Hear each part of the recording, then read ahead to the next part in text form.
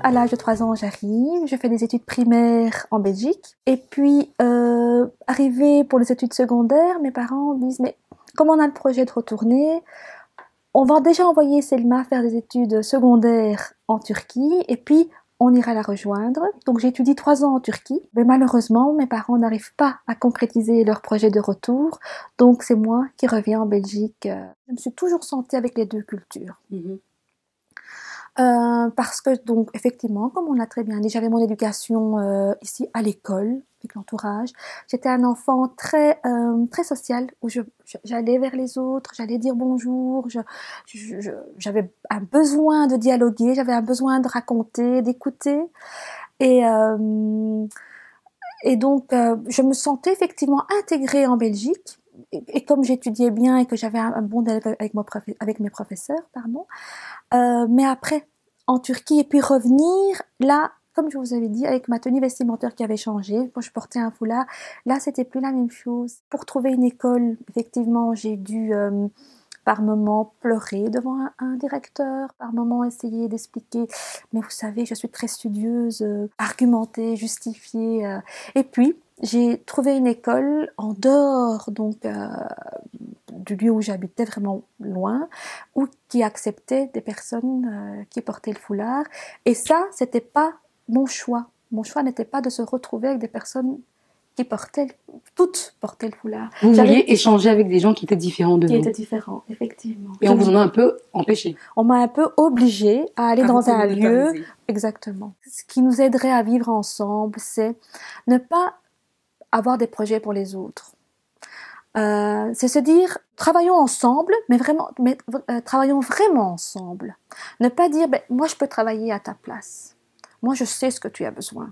Mais plutôt dire, mettons-nous autour de la table, discutons de nos problèmes, discutons de nos richesses et voyons ce qu'on peut faire ensemble. Et je crois que vraiment, c'est ce que Feza m'a appris, c'est vraiment accepter les personnes qui viennent toquer chez Feza, qui viennent sonner chez Feza. Toutes ces personnes ont des compétences, toutes ces personnes ont des choses à donner aux autres et en même temps à apprendre. J'ai besoin de connaître l'autre et accepter, oui. Accepter l'autre comme il est. Il y a 15 ans, nous avons demandé l'asile politique et maintenant, nous avons reçu la nationalité belge. Nous venons de l'Union soviétique. À l'époque, c'était l'Union soviétique et c'était la fin du régime soviétique. Ça n'a pas été facile, étant donné que mon mari est kurde et moi je suis ukrainienne. Et dans la région du Caucase, une guerre a éclaté entre les musulmans et les orthodoxes. Nous avons dû obliger de fuir notre région et partir quelque part pour être protégés. Nous n'avons pas choisi la Belgique nécessairement, mais nous avons voulu tout simplement sauver la vie de nos enfants. Nous avons rencontré des gens bien, des gens qui nous ont compris. Le fait que tu sois étranger, immigré, toutes sortes d'étiquettes qu'on peut coller, stéréotypes qu'on peut attribuer, les gens nous ont vus tels que nous sommes. Évidemment avec un parcours différent, évidemment avec des études différentes faites dans notre pays, évidemment avec une psychologie et philosophie et mentalité différente, bien entendu.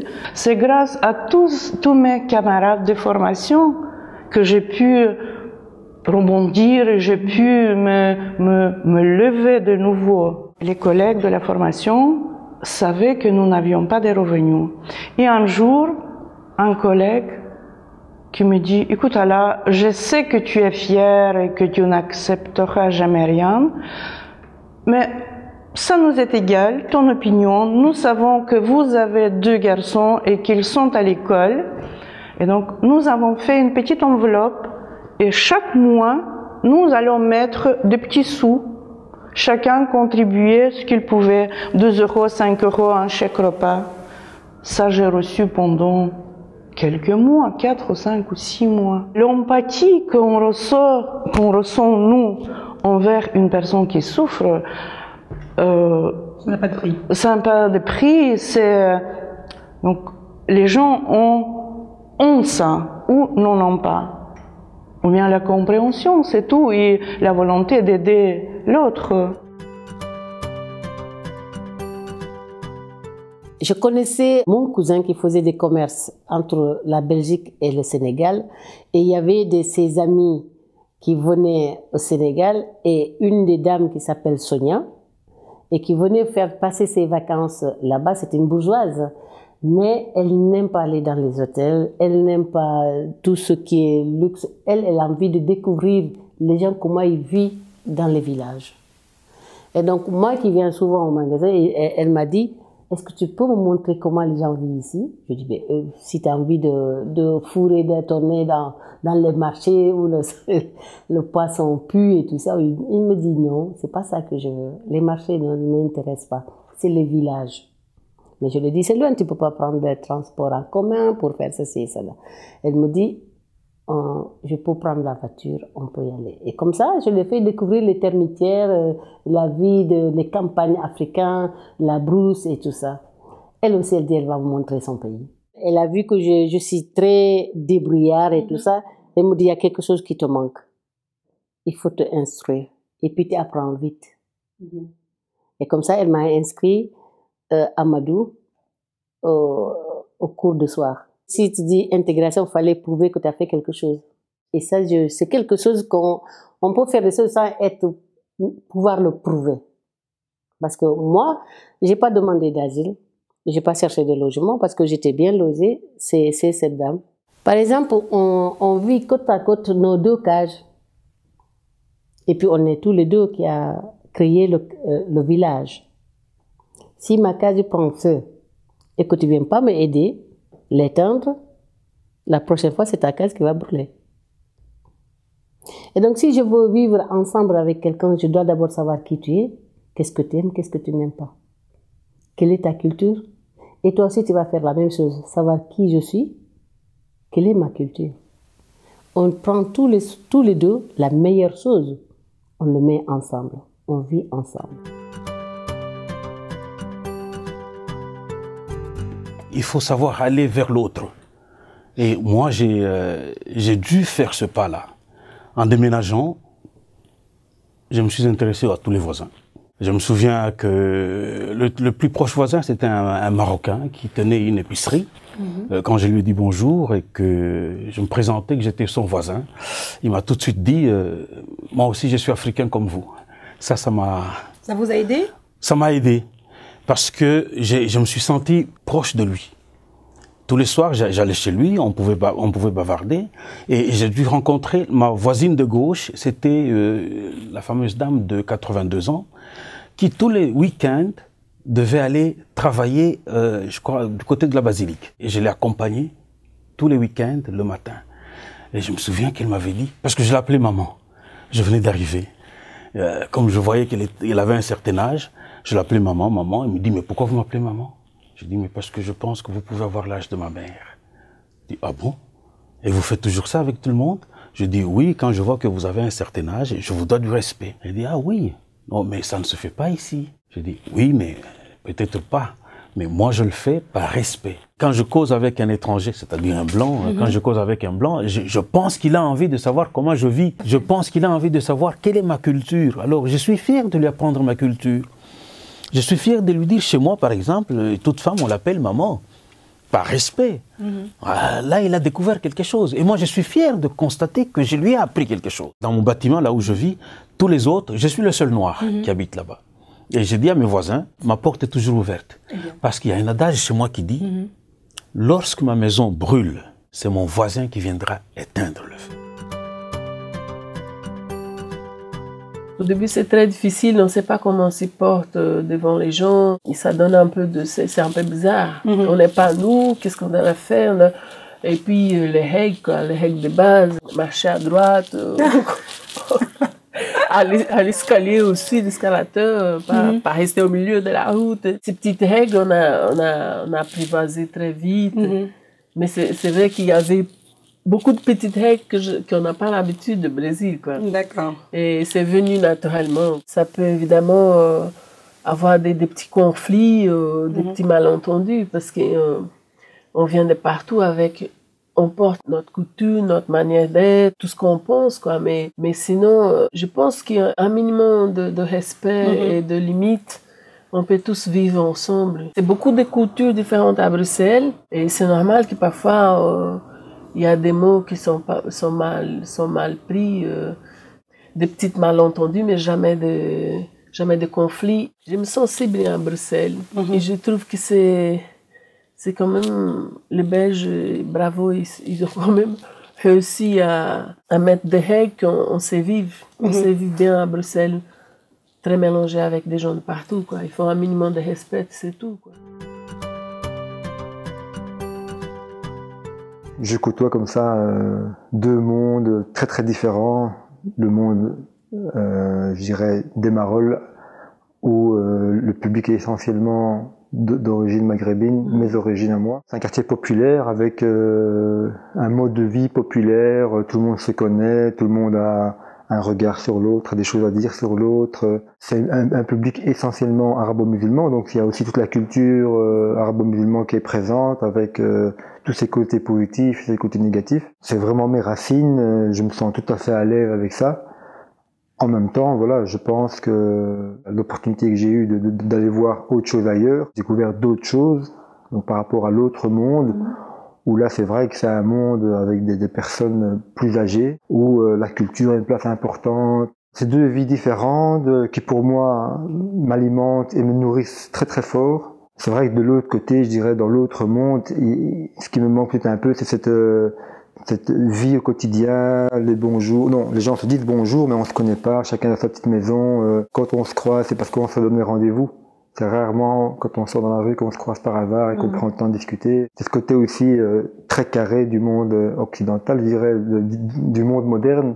Tout est super organisé, agenda tout le temps.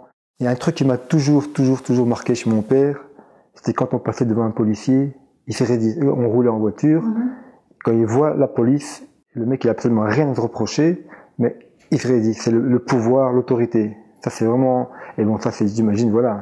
L'autre génération. C'est l'autre génération. Quand la situation autour de nous est difficile, on ferme les frontières, on préfère se renfermer, quoi.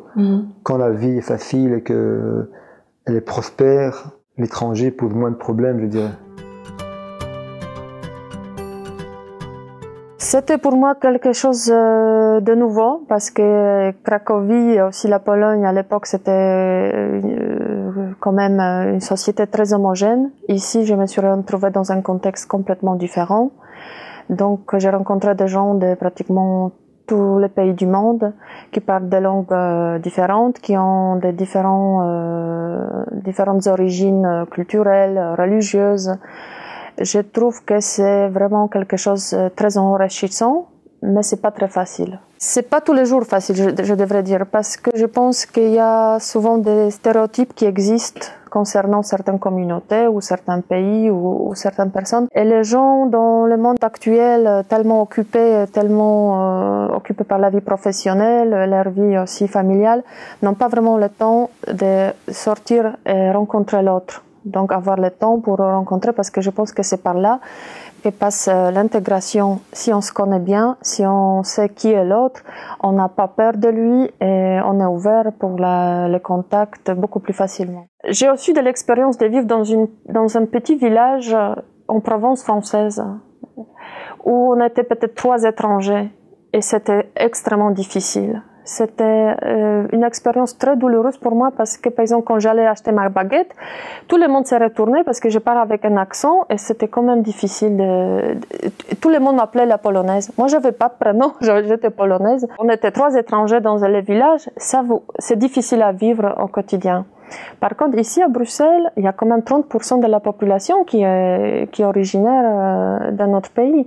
Donc je pense que c'est plus simple, même si vous parlez avec un accent, si vous faites des photos en français. Les gens sont déjà habitués à côtoyer, à voir les gens qui viennent d'autres pays, donc c'est plus simple. C'est ma mère qui a décidé de venir vivre ici en Belgique. Pourquoi la Belgique? Simplement, voilà, étant congolaise d'origine, voilà, il y a peut-être certaines facilités à l'époque pour pouvoir plutôt venir en Belgique. Et puis elle avait un projet de vie, ou elle aspirait en tout cas à pouvoir venir construire une partie de sa vie ici en Europe. Elle a découvert d'un nouveau pays et elle s'est battue, elle s'est vraiment beaucoup battue dans sa vie pour pouvoir faire sa place ici. Et donc voilà, donc c'est un peu ça qui nous a amené ici en Belgique. C'était effectivement un changement, mais à cet âge-là, on ne se pose pas beaucoup de questions. Et puis c'est un âge où on découvre un peu tout, on est un peu émerveillé par tout. Le fait d'avoir pu vraiment maintenir le contact entre les deux et vivre vraiment et l'Afrique et la Belgique, bah, ça fait qu'aujourd'hui, voilà, je me sens vraiment totalement à l'aise par rapport à tout ça. À la fois, ces stéréotypes, moi, m'énervaient profondément. Et à la fois, quand j'étais là-bas, donc cette espèce du fait qu'on t'appelle le Belge, le Belgicain, etc., ça m'énervait aussi profondément parce que dans les deux cas, je me retrouvais pas. C'est-à-dire que je me considérais en Belgique comme totalement belge, comme totalement congolais. Je ne voyais pas vraiment de différence par rapport à ça. Moi, je pense qu'à partir du moment où chacun se respecte, ou à partir du moment où je respecte ta religion, tu respectes la mienne, que tu crois, que tu ne crois pas, que tu sois agnostique, juif, musulman, catholique, tout ce que tu veux, je pense que la base de tout, c'est le respect. Il n'y a aucune religion qui prône la violence. Ça n'existe pas. Quelle que soit la religion, ça n'existe pas. Je veux dire, les religions sont porteuses d'un message de paix, de tolérance et je veux dire d'amour, même si c'est un peu fleur bleue, mais c'est la réalité. Le problème ne se situe pas dans les messages, mais c'est plus à un moment donné dans une manière de pouvoir les interpréter, les pratiquer, mais aussi chacun doit pouvoir aussi se dire tu n'as pas la même croyance que moi, mais je te respecte dans ta croyance et tu me respectes dans ma croyance. Pas être en paix vis-à-vis de toi si tu m'insultes de ma croyance. Et donc ceci est valable pour les juifs, pour les musulmans, pour les chrétiens, pour toute personne, pour tout être humain, je pense. Parce que là, les croyances et les religions sont aussi des éléments qui sont constitutifs de l'identité de chacun. L'autre ne veut pas me regarder, alors je ne le regarde pas. Si nous partons comme ça, on ne va rien construire. Nous avons cette capacité de résilience dans notre culture et qu'aujourd'hui, on a des réponses à des questions de vivre ensemble ici. Et c'est ça, c'est en faisant les choses ensemble, en disant pas, voilà, l'autre, il est comme moi. Il y a une diversité bruxelloise, il y a des Guinéens, il y a des Congolais et d'autres Européens ou Asiatiques. Il y a cette diversité qui est là. Cette diversité est porteuse du talent et des valeurs et ils doivent participer. On ne participe pas seulement pour dire que voilà, les étrangers sont là, on doit les aider. Non. Les étrangers sont pour prendre une part active dans la société. Et c'est ça qui est important. C'est en nous mettant ensemble qu'on crée quelque chose, qu'on trouve des éléments essentiels à notre vivre ensemble. Beaucoup de migrants, et surtout des derniers arrivés, ils ont envie de connaître la culture belge, ils ont envie de la rencontrer. Donc parfois c'est déjà simplement, en tout cas à Bruxelles, parfois ça peut être difficile déjà simplement de vouloir la rencontrer. Et puis deuxièmement, voilà, on leur demande dans les politiques d'intégration, vous devez vous intégrer à la culture belge. Mais quand ils demandent aux Belges, c'est quoi votre culture? C'est difficile comme question, parce que cette question, elle est difficile pour tout le monde. C'est quoi ta culture? Et donc, c'est quoi la culture belge? Donc, les Belges, ils ne savent pas répondre à cette question. Comprendre, connaître la culture belge, en soi, déjà, c'est pas facile. Et puis, c'est intéressant, effectivement, de valoriser les pratiques culturelles des personnes qui viennent de l'étranger, parce que on pointe souvent les quelques éléments de culture qui viennent des étrangers qu'on ne veut absolument pas avoir ici parce que nous, on se sent supérieur aux autres cultures et que la nôtre est la meilleure. Mais il y a plein de choses qui viennent des cultures de l'immigration et des religions qui viennent de l'immigration qui pourraient être utiles pour notre société. Je vous donne un exemple. On a été contacté par des directeurs de maisons de repos pour former les aides-soignantes africaines. Ils se plaignent que les aides-soignantes africaines passent trop de temps pour laver et pour discuter avec les vieilles personnes, que dans une société qui fonctionne à l'économique, qu'il faut être rentable, qu'ils n'ont pas assez de personnel et qu'on ne peut pas se permettre de prendre autant de temps avec les personnes. Et donc, ils nous ont demandé une formation pour les femmes africaines pour essayer de les déformer pour qu'elles deviennent plus professionnelles. On leur a dit, nous, ça ne nous intéresse pas de former ça. Parce que nous, ce qui nous intéresse, c'est les vieux. Et les vieux, qu'est-ce qu'ils demandent, eux? C'est d'avoir du temps et d'avoir une relation humaine. Donc ce que cette femme africaine apporte à ces vieilles personnes est extraordinaire. Donc ça, il faut que vous gardiez. Par contre, si vous voulez qu'on vous forme, vous, directeur de maison de repos, pour savoir comment il faut traiter vos vieux, nous, avec plaisir, on va vous aider. La Belgique, elle a tout intérêt si déjà... Elle voudrait déjà simplement être la meilleure et donc être rentable et efficace. Elle a tout intérêt à multiculturaliser ses pratiques.